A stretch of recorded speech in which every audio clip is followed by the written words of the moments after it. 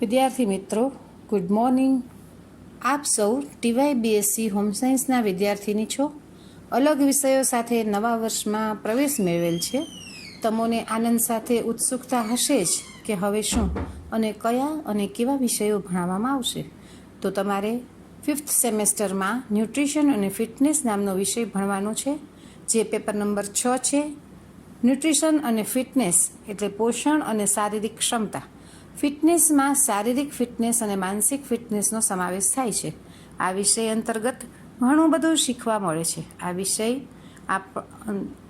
વિષય અંતર્ગત આપણે શારીરિક ફિટનેસ, પોષણ, જુદા જુદા પ્રકારની કસરતો અને સૌથી મહત્ત્વની અને અગત્યની વાત ઓબેસિટી, આ બધા ટોપિક ઉપર આપણે વિગતવાર ચર્ચા કરીશું.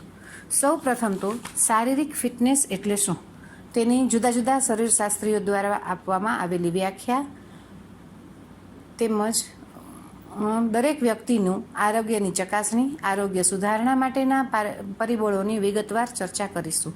આ ઉપરાંત શારીરિક ફિટનેસના લેવલ માપવાની કઈ રીત છે તે અંગે આપણે વિસ્તારથી સમજીશું.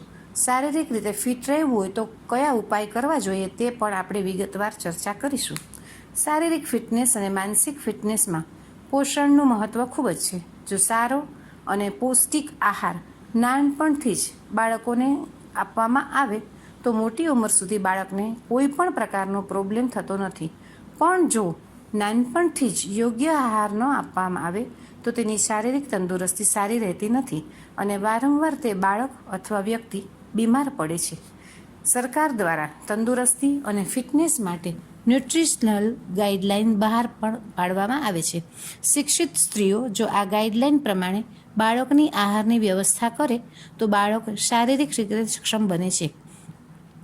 કેટલીક વખત બાળક અથવા અન્ય વ્યક્તિ બીમાર પડી હોય કે તેના શરીરમાં કોઈ પણ પોષક તત્વોની કમી હોય તો બજારમાં ન્યુટ્રિશનલ સપ્લિમેન્ટ્સ જેવા કે બોર્નવિટા, કોમ્પ્લાન વગેરે જુદી જુદી બ્રાન્ડના મળે છે અને તે એને આપવામાં આવે તો બાળકનું અથવા વ્યક્તિમાં જે કોઈ પણ ખામી હોય તે દૂર થાય છે.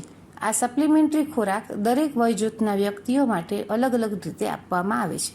જન્મના 6 માસથી 2 વર્ષ સુધી સેરેલેક જેવા ખોરાક આપવામાં આવે છે, જ્યારે કેટલીક માતાઓ પોતાના દૂધની સાથે ઘરમાં બનતો સપ્લિમેન્ટ ફૂડ આપવાનો આગ્રહ રાખે છે. આ જ રીતે કિશોરાવસ્થા, યુવાવસ્થા, સગર્ભા સ્ત્રીઓ, ધાત્રી માતા, પ્રૌઢાવસ્થામાં જુદા જુદા સપ્લિમેન્ટ આપવામાં આવે છે. વ્યક્તિની જિંદગીમાં ફિટનેસનું મહત્ત્વ શું છે તે જ રીતે કસરતનું પણ ખૂબ જ મહત્ત્વ છે. જો તમારે આખી જિંદગી શારીરિક રોગો અને માનસિક ઉપાધિઓનો પ્રતિકાર કરવાની ઈચ્છા હોય તો ઓછામાં ઓછી 30 મિનિટ કસરત કરવી જ જોઈએ, એવું દરેક શરીરશાસ્ત્રીઓનું કહેવું છે. શરીરને જીવતું રાખવા કસરત ખૂબ જરૂરી છે. કસરત જુદા જુદા પ્રકારની હોય છે, જેમ કે ચાલવું, ધીમેથી દોડવું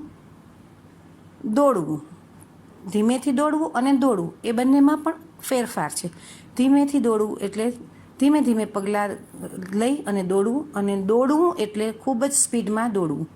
તરવું, ઘરની બહાર સાયકલ ચલાવવી, નૃત્ય કરવું, યૌગિક ક્રિયા કરવી, સૂર્ય નમસ્કારની કસરત કરવી, લાફિંગ ક્લબમાં કરાવવામાં આવતી કસરત કરવી, હેલ્થ ક્લબની કસરત જેમ કે ટ્રેડમિલ પર ચાલવું વગેરે પ્રકારની કસરત થઈ શકે છે. આ કસરતનું મહત્ત્વ અને ફાયદાઓ વિશે વિગતવાર પછીથી ચર્ચા કરીશું. ત્યાર પછી આવે છે વેઇટ મેનેજમેન્ટ. વધુ વજન એ રોગને આમંત્રણ. એ સૂત્ર અનુસાર જો માનવીની ઉંમર અને ઊંચાઈના પ્રમાણમાં જો વજન વધારે હોય તો શારીરિક તકલીફ થાય છે. જુદા જુદા રોગો થવાની સંભાવના રહે છે.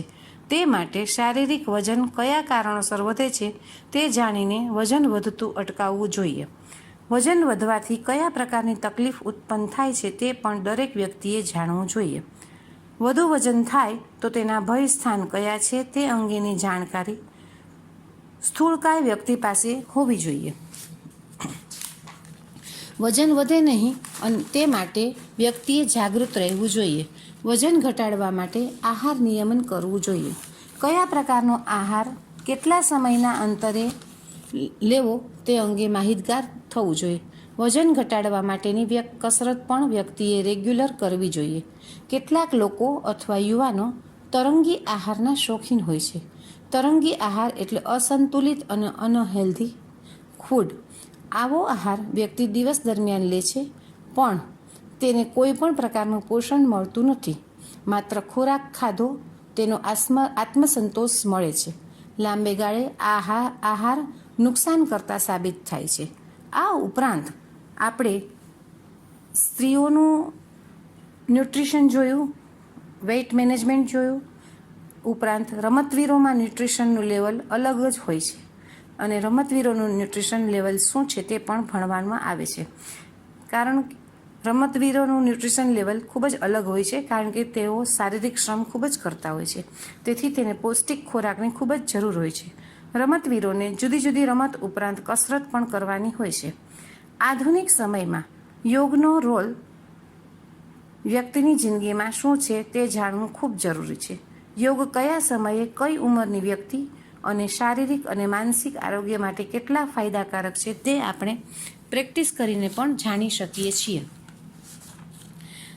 આ જ વિષયની અંતર્ગત જુદા જુદા 6 પ્રેક્ટિકલ પણ ભણાવવામાં આવે છે, જેમાં વિદ્યાર્થીઓના pulse rate, BP, height, weight, તેનું BMI માપતા પણ શીખવવામાં આવે છે અને યોગના જુદા જુદા આસનો પણ શીખડાવવામાં આવે છે. તો યોગના આસનોમાં તમે જુઓ તો ગળું, ગરદન, સ્વરપેટી, મગજ, મજાતંત્રને મજબૂત કરતું આસન એટલે સર્વાંગાસન. આ સર્વાંગાસન પણ વ્યક્તિ કરી શકે છે અમુક સમયના પ્રેક્ટિસ પછી. નાડી તંત્રને શુદ્ધ બનાવવા, શરીરને મજબૂત બનાવવા, અજીર્ણ, કબજિયાત, રક્તવિકાર, કફ, દમને દૂર કરવા માટે હલાસન કરવામાં આવે છે. કપાલભાતિ પ્રાણાયામનો નિત્ય અભ્યાસ કરવાથી 99% રોગોથી મુક્તિ મેળવી શકાય છે. આવી રીતે જુદા જુદા ઘણા બધા પ્રકારના યોગાસનો કરતા હોય છે વ્યક્તિઓ, અને આ જુદા જુદા યોગાસનથી તેને ખૂબ જ સારું ઓલું રહે છે. યોગથી શ્રેષ્ઠ ન કોઈ પુણ્ય છે, ન કોઈ કલ્યાણદાયી છે અને ન કોઈ સૂક્ષ્મ વસ્તુ છે. અર્થાત યોગથી કોઈ જ મોટું નથી. આવું યોગ શિખોપનિષદમાં કહેવામાં આવ્યું છે. એવી જ રીતે શ્રી રવિશંકર મહારાજ પણ એવું કહે છે, શાંતિ પ્રત્યેક મનુષ્યની જરૂરિયાત છે અને યોગ આંતરિક શાંતિ તરફ લઈ જાય છે. BK આયંગર એવું કહે છે કે યોગ એટલે આત્મા સાથે ચેતના અને ચેતના સાથે શરીરનું મિલન. હઠ યોગા પ્રદીપિકા કહે છે, યોગ એ આળસુ માણસોનું કામ નથી. સતત અભ્યાસ એ યોગની સફળતાનો સિદ્ધાંત છે. આપણા ઋષિમુનિઓએ શરીર, મન અને પ્રાણની શુદ્ધિ તેમજ પરમાત્માની પ્રાપ્તિ માટે યોગના 8 અંગો સૂચવ્યા છે. યમ, નિયમ, આસન, પ્રાણાયામ, પ્રત્યાહાર, ધારણા, ધ્યાન અને સમાધિ.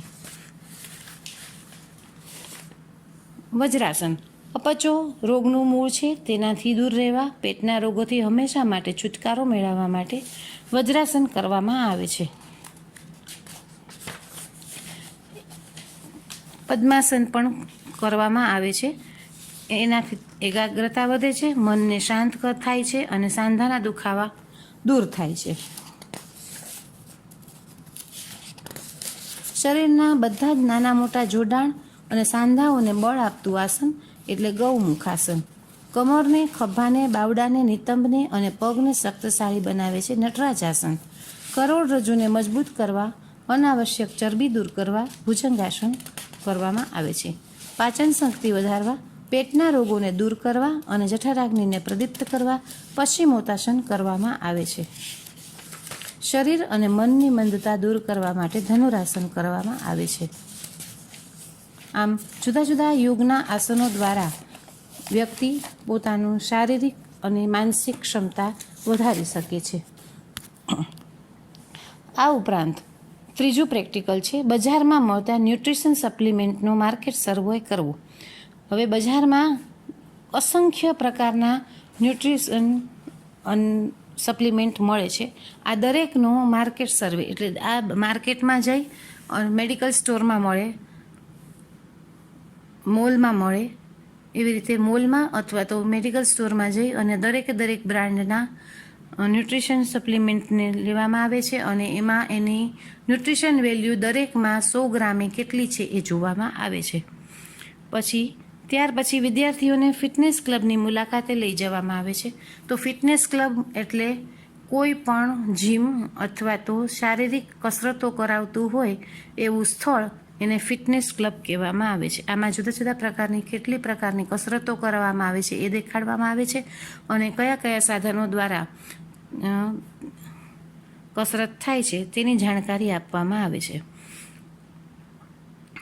લેબોરેટરીનો ઉપયોગ કરીને એમાં એનર્જી ડ્રિંક અને લો કેલરી ડાયટ બનાવતા પણ શીખવાડવામાં આવે છે.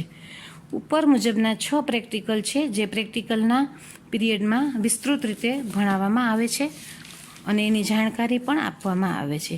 આમ ન્યુટ્રિશન અને ફિટનેસ વિષય અંતર્ગત વ્યક્તિની ફિટનેસનું મહત્ત્વ, પોષણનું મહત્ત્વ, શારીરિક કસરતનું મહત્ત્વ અને ઓબેસિટી જેવા ટોપિકની ચર્ચા કરવામાં આવે છે. આ પ્રકારના વિષય ભણવાથી ગૃહિણી પોતાની અને કુટુંબના સભ્યની શારીરિક તંદુરસ્તીનો ખ્યાલ રાખી શકે છે. ન્યુટ્રિશન અને ફિટનેસ વિષય મારફત દરેક વ્યક્તિ પોતાની શારીરિક ક્ષમતા કેટલી છે તે પણ જાણી શકે છે અને તે પોતે કઈ રીતે પોતાના શરીરની અનુસાર કામ કરવું એ પણ જાણી શકે છે. જે વ્યક્તિ પૂરતો ખોરાક લે છે તે દીર્ઘાયુષ્ય ભોગવે છે અને તેના બાળકો પણ તંદુરસ્ત જન્મે છે એવું જાણવામાં આવે છે. જુદા જુદા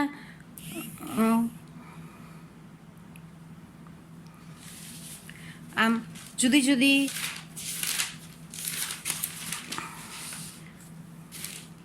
વ્યક્તિઓના અભિપ્રાયો જાણી અને ફિટનેસ અને ન્યુટ્રિશન કઈ રીતે લઈ શકાય તે આપણે જાણી શકીએ છીએ.